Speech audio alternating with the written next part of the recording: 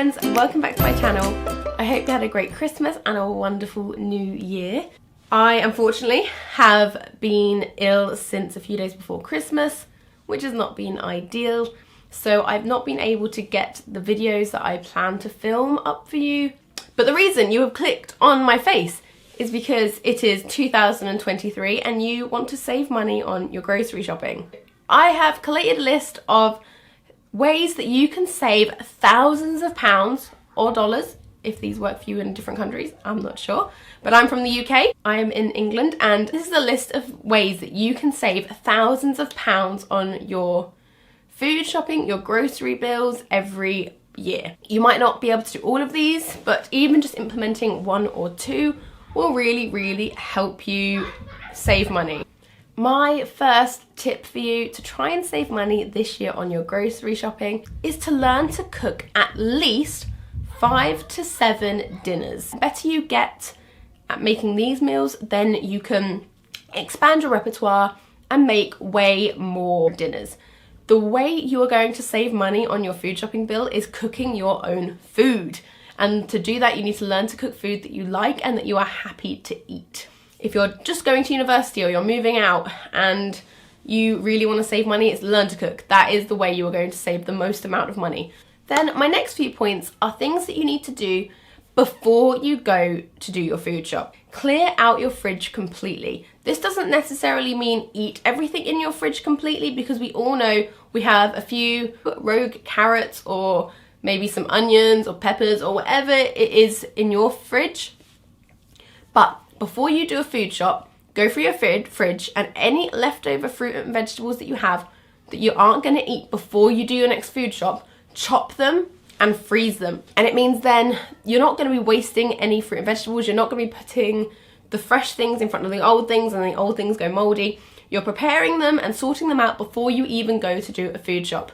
You're going to then also save yourself some time later on in life when you need to make a quick, easy dinner. You already got vegetables prepped and frozen ready for you in the freezer.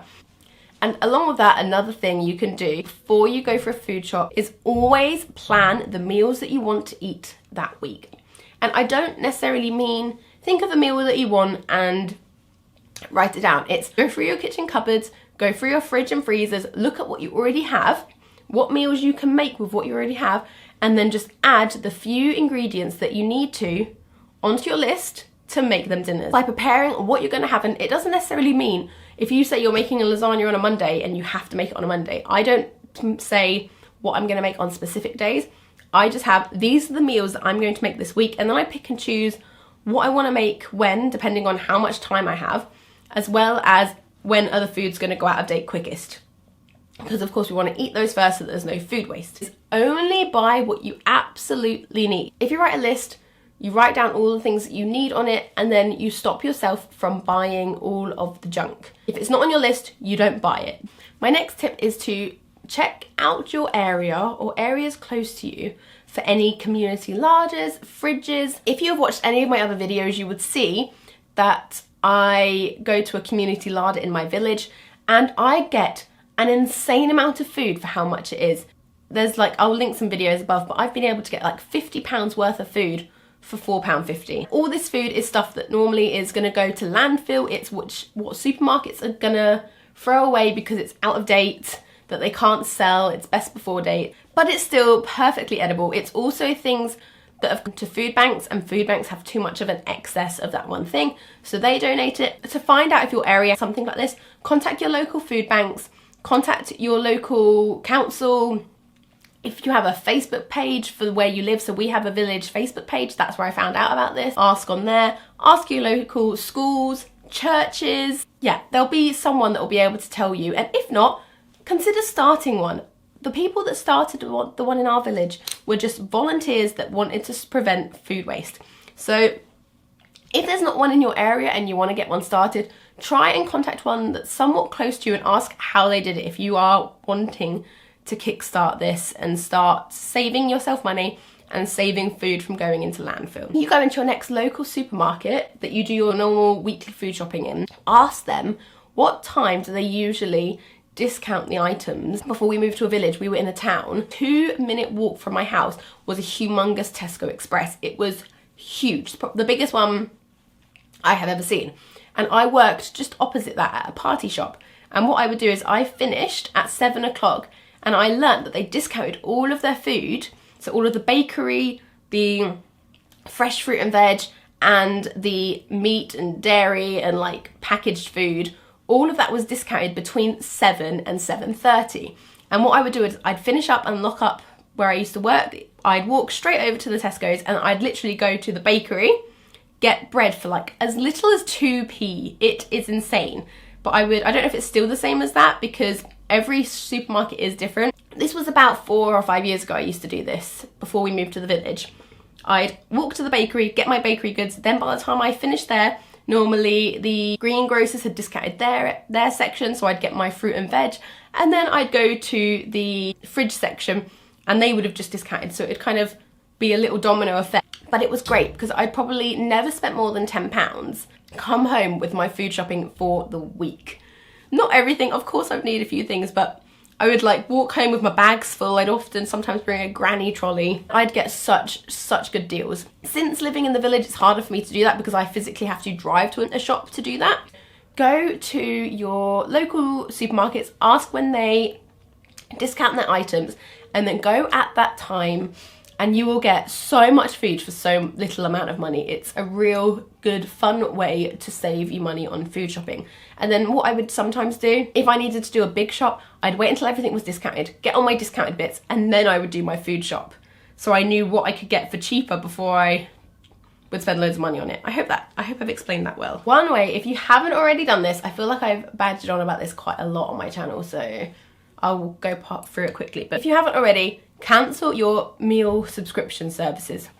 And then maybe once a month, spending a day doing a bulk cooking freezer day. So you can cook loads of dinners in one day, freeze them for the days where you don't have much time to cook the busier, longer meals. But try and cancel your meal subscription services, you'll save so much money. I just mentioned my next point a little bit, which is buy in bulk and cook in bulk. The bigger products you buy of something, the cheaper it tends to be per 100 grams. Always look at how much it costs per 100 grams for the products you're buying. And then if you have the extra money to maybe buy the big ones at the time, buy the ones that are the cheapest to buy per 100 grams, which is often the biggest. Go for the cheapest per 100 grams and then you'll be able to buy more and you'll be able to cook more for less. And along with that, it's try to have a more whole foods, plant-based diet. I'm trying to stay away from the vegan word because that's just not, unfortunately, a productive word anymore.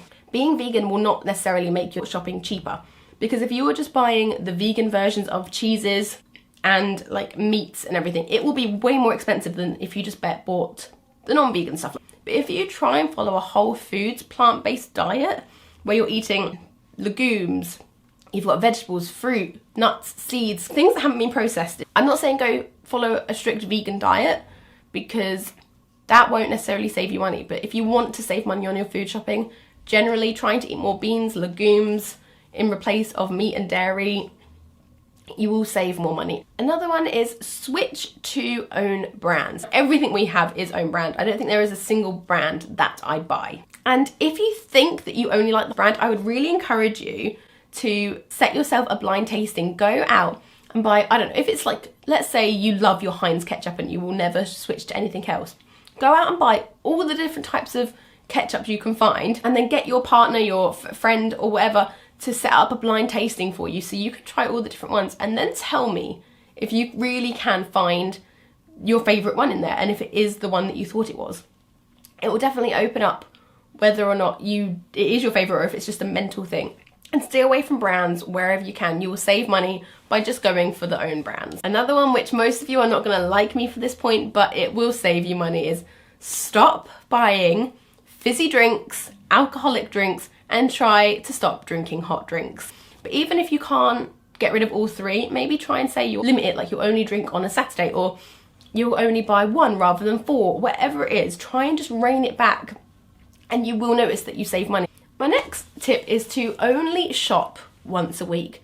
So if you take my previous tips of clearing out the fridge, writing a list and sticking to it, and then you should only need to go shopping once a week. You go, you do your really big food shop, and then you say, I am not going back to the shops at all. Even if you think you need one thing, very, very few people can go into the shops for one thing and actually come out with that one thing and only that one thing. The more you go into the shops, the more tempted you are going to be to spend money on things that you do not need. Even if on your weekly food shop, you designate yourself a certain amount of money to buy yourself treats or like things that will help you get through the week. Like my husband is very food motivated, so I tend to buy him a few bits and bobs in the shop to just help him get through the week when he's working and he's tired. It just is a pick-me-up for him. But try and get all of those things in that one food shop, because then you're going to stop yourself from being tempted when you go back to the shop. Even if you're just going in for butter, you're most likely going to leave out with butter, crisps, sweets, fizzy drinks, whatever your vice is. Try to only actually go physically into a shop once a week. If you have the space, start composting your fruits and veggie scraps. If you start composting your fruit and veggie scraps, you can start trying to grow your own food, and then you're naturally saving money because the food that you're buying from the shops, you're composting, and then with that compost you're able to grow more food, which then you can compost whatever you don't eat from that, and it's a lovely, beautiful cycle. I'm going to try and do a video at some point about my garden and what I'm going to be growing this year, whenever I have time, if I ever have time. So I think that is all of my tips for you to save you money in this year on your food shopping. I'm sure there are loads that I missed out or don't currently use, so let me know your tips on how to save money in 2023. Especially if you're from different countries, because my experience is just from me living in the UK. So every other country has so many different ways to save money on food shopping. If you like this video, please like and subscribe to my channel, where I'm going to hopefully have loads more frugal content coming up for you. I'm getting so close to 1,000 subscribers, so please, if you like this video, share it, subscribe, like, comment down below. They all really help out my channel. And my birthday is on the 10th of January. So if I can get to 1,000 subscribers by the 10th of January, I will be so pumped and excited. So please help me get there if you can. I hope you enjoyed this video. I'll see you in the next one. Bye friends.